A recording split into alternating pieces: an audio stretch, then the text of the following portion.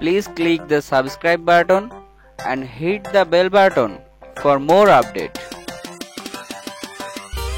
পেশায় ছিলেন রিকশা চালক।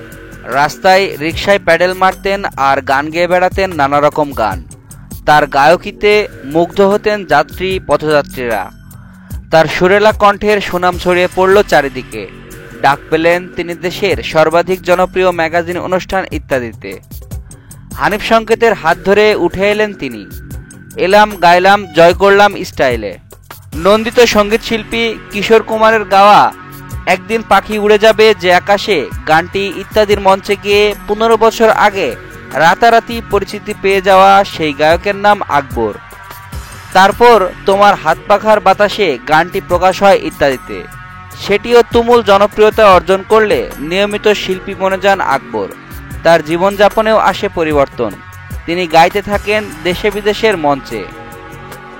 হঠাৎ করেই কিডনির অসুখে আক্রান্ত হন আকবর। দেখা যায় ডায়াবেটিক্সও।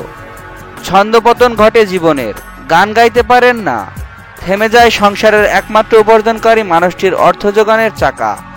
করুণ সেই দিনগুলোতে আবারও ত্রাতা হয়ে আকবরের পাশে দাঁড়ান তার আবিষ্কারক হানিফ সংকেত। চিকিৎসায় সুস্থ হয়ে নতুন করে শুরু করেছিলেন সবকিছু, কিন্তু হায়, জীবন বেরসিক।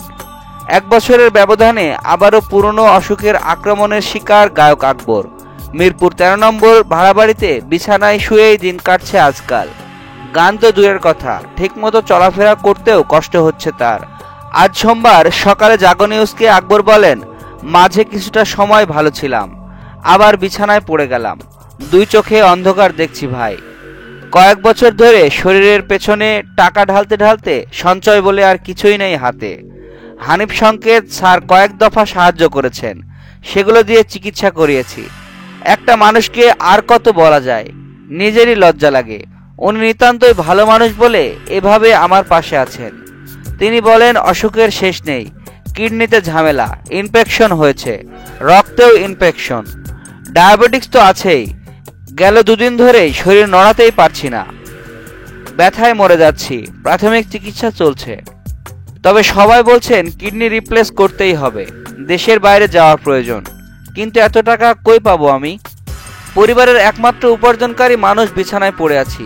সংসারের করুণ দশা। স্ত্রী, 2 পুত্র, 1 সন্তান কন্যাকে নিয়ে কোনো মতেই দিন পার করছি। আমি রাস্তায় থেকে উঠে আসা গায়ক। আমার বড় কোনো আত্মীয় স্বজন নেই, কোনো ব্যাকআপও নেই। কার কাছে যাব, কাকে বলবো সাহায্যের কথা বুঝছি না। এমন গুণী শিল্পী তো নই যে সরকারের কাছে সাহায্য চাইব। আকবর বলছিলেন, ভালো চিকিৎসা না হলে এত সব অসুখ থেকে মুক্তি পাবো না। স্ত্রী সন্তান নিয়ে না খেয়ে মরতে হবে। প্রধানমন্ত্রীর দৃষ্টি আকর্ষণ করে তিনি বলেন, প্রধানমন্ত্রী শেখ হাসিনার মমতার গল্প সবখানেই শুনি। শিল্পীদের পাশে দাঁড়ান তিনি। আমার তো এমন কেউ নেই যার কাছে আমি যাব। আমি সুস্থ হতে চাই, আবারও গান করতে চাই। দর্শক, নতুন নতুন আপডেট পেতে সাবস্ক্রাইব করে আমাদের সঙ্গেই থাকুন। ধন্যবাদ।